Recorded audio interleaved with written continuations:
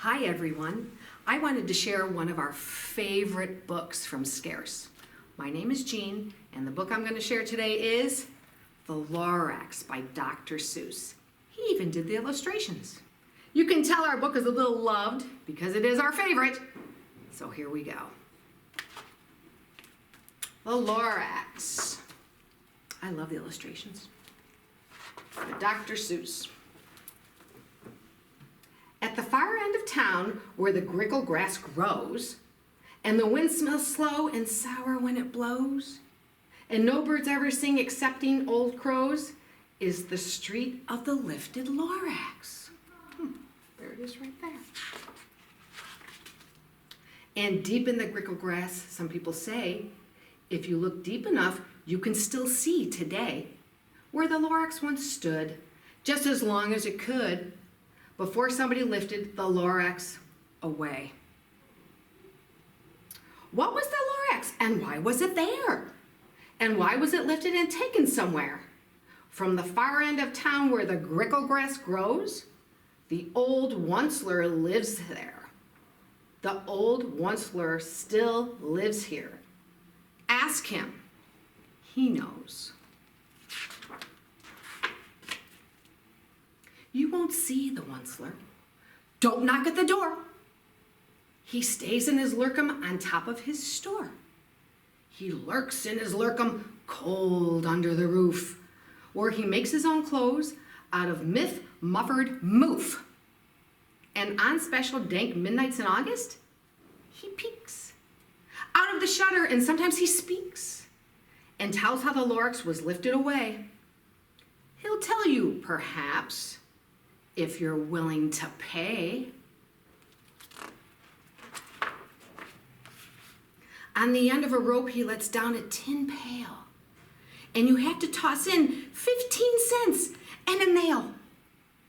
And the shell of a great-great-great-grandfather snail. There he is. Then he pulls up the pail, makes a most careful count to see if you've paid him the proper amount. Then he hides what you paid him away in his snub, his secret strange hole, in his groovulous glove.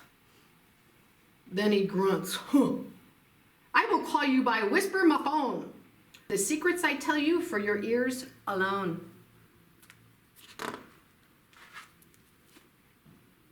Slup, down slups the whisper my phone to your ear, and the old Onceler's whispers are not very clear, since they had to come down through a snurgly hose, and he sounds as if he had smallish bees up his nose. Yikes.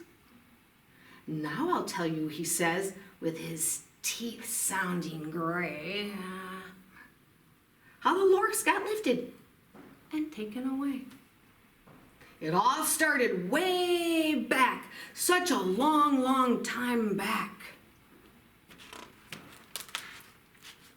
Way back in the days when the grass was still green and the pond was still wet and the clouds were clean and the song of the swami swans rang out in space. One morning, I came to this glorious place and I first saw the trees, the truffula trees, the bright colored tufts of the truffula trees, mile after mile in the fresh morning breeze. They're beautiful, aren't they? And under the trees, I saw brown barbaloots frisking away in the barbaloot suits as they played in the shade and ate truffula fruits. From the ribulous pond came the comfortable sound of the humming fish humming while splashing around. Oh, look how cute they are down there. But those trees, those truffula trees. All my life I'd been searching for trees such as these. The touch of their tufts was much softer than silk, and they had the sweet smell of fresh butterfly milk. I felt a great leaping of joy in my heart. I knew just what I'd do. I unloaded my cart. In no time at all, I had built a small shop. Then I chopped down a truffle tree with one chop. And with great skillful skill and with great speedy speed, I took the soft tuft and I knitted a thneed.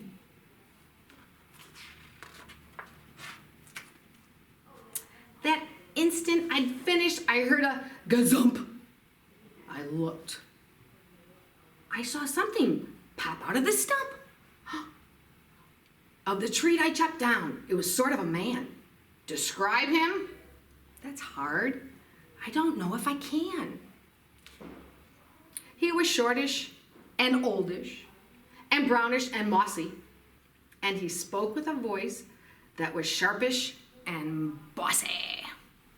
There he is. Oh, mister, he said with a sawdusty sneeze, achoo! I am the Lorax.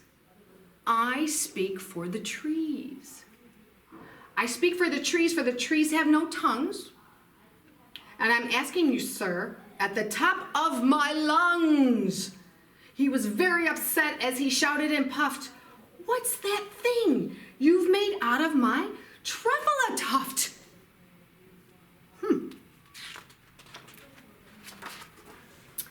Lorax, Lorax, I said, there's no cause for alarm. I chopped just one tree, and I'm doing no harm. I'm being quite useful. This thing is a thneed. A thneed's a fine something that all people need. It's a shirt, it's a sock, it's a glove, it's a hat. But it has other uses. Yes, far beyond that.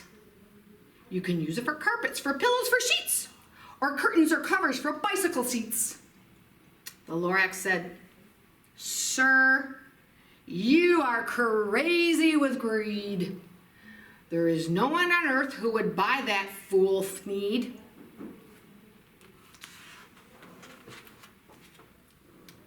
But the very next minute, I proved he was wrong. For just at that minute, a chap came along, and he thought that the thneed I had knitted was great. He happily bought it for $3.98. I laughed at the Lorax. "You poor stupid guy. You never can tell what some people will buy." "I repeat," cried the Lorax, "I speak for the trees." "I'm busy," I told him. "Shut up, if you please." I rushed across the room and in no time at all, built a radio phone. I put in a quick call. I called all my brothers and uncles and aunts and I said, "Listen here. Here's a wonderful chance for the whole Onceler family to get mighty rich. Get over here fast. Take the road to North Nitch." And left at Weekahawken, sharp right at South Stitch. There he is making the phone call. And in no time at all, in the factory I built, the whole Onceler family was working full tilt. We were all knitting thneeds, just as busy as bees, to the sound of the chopping of truffle trees. Then, oh baby, oh, how my business did grow. Now, chopping one tree at a time was too slow. I quickly invented my super axe hack. We were making thneeds 4 times as fast as before. And that Lorax, he didn't show up anymore. But the next week he knocked on my new office door. He snapped, "I'm the Lorax who speaks for the trees, which you seem to be chopping as fast as you please. But I'm also in charge of the brown bear baloots who played in the shade in their bear baloot suits and happily lived eating truffle fruits. Now, thanks to your hacking my trees to the ground, there's not enough truffle fruit to go round. And my poor bear baloots are all getting the crummies because they have gas and no food in their tummies. Look at those poor little guys. They loved living here, but I can't let them stay. They'll have to find food, and I hope that they may. Good luck, boys, he cried, and he sent them away. I, the Onceler, felt sad as I watched them all go. But business is business, and business must grow, regardless of the crummies and tummies, you know.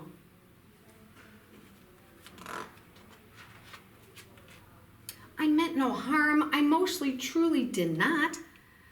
But I had to grow bigger, so bigger I got. I biggered my factory. I biggered my roads. I biggered my wagons. I biggered the loads of the needs I shipped out. I was shipping them forth to the south, to the east, to the west, to the north.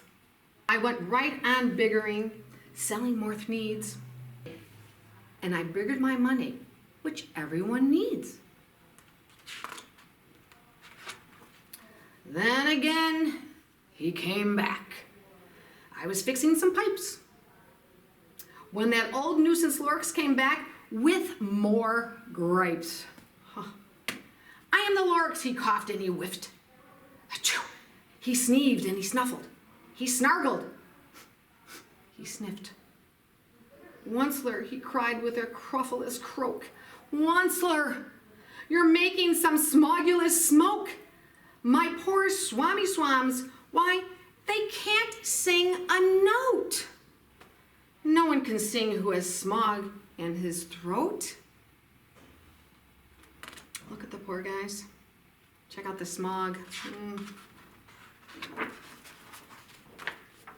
And so, said the Lorax, please pardon my cough. They cannot live here, so I'm sending them off. Where will they go? I don't hopefully know. They may have to fly for a month or a year to escape the smog you've smogged up around here. What's more, snapped the Lorax. His dander was up. Let me say a few words about Glumpity Glump. Your machinery chugs on day and night without stop, making Glumpity Glump also sloppity slop. And what do you do with this leftover goo? I'll show you, you dirty old Onceler man, you. You're glumping the pond where the humming fish hummed. No more can they hum, for their gills are all gummed. So I'm sending them off. Oh, their future is dreary.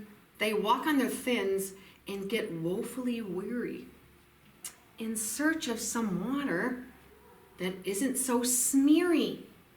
I hear things are just as bad up in Lake Erie. Why?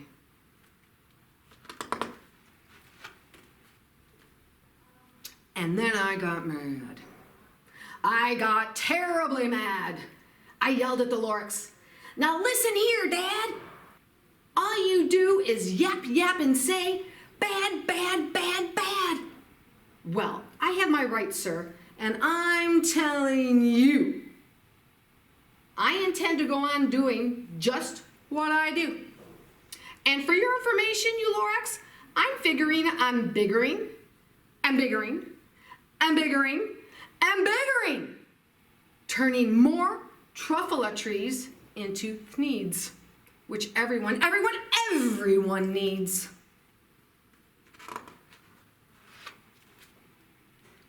And at that very moment, we heard a loud whack.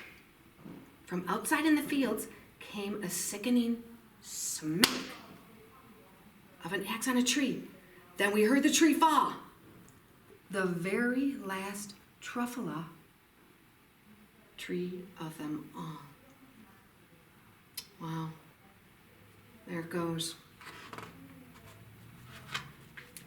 No more trees, no more needs, no more work to be done. So, in no time, my uncles and aunts, everyone, all waved me goodbye. They jumped into my cars and drove away under the smoke-smuggered stars. Now, all that was left neath the bad-smelling sky was my big, empty factory. The Lorax and I.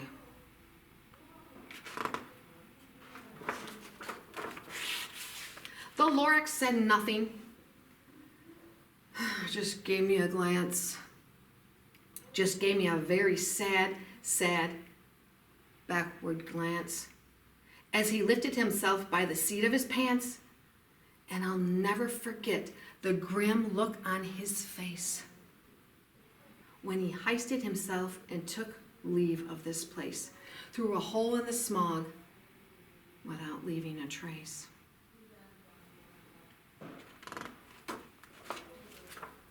And all that Lorax left here in this mess was a small pile of rocks with the one word, unless. Whatever that meant, well, I just couldn't guess. That was long, long ago. But each day since that day, I've sat here and worried away. Through the years, while my buildings have fallen apart, I've worried about it with all of my heart.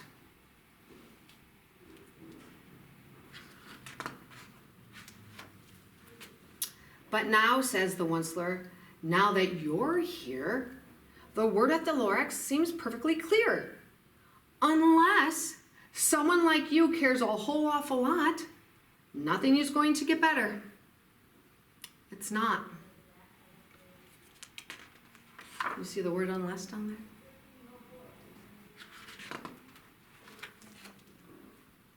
So, catch, calls the Onceler. He's let something fall. It's a truffle seed. It's the last one of all. You're in charge of the last of the truffle seeds, and truffle trees are what everyone needs. Plant a truffle, treat it with care, give it clean water, and feed it fresh air. Grow a forest, protect it from axes that hack. Then the Lorax and all of his friends may come back. The end. So we like to add a little special ending. It's great to care, just like it was said in the book, right? But caring's one thing. Take it one step further. Show some action. Take it one step further. Do something about your caring. Actually go out and act on your caring. That's what's going to make a difference. Hope you enjoyed the book and enjoy the wonderful environment. Take care.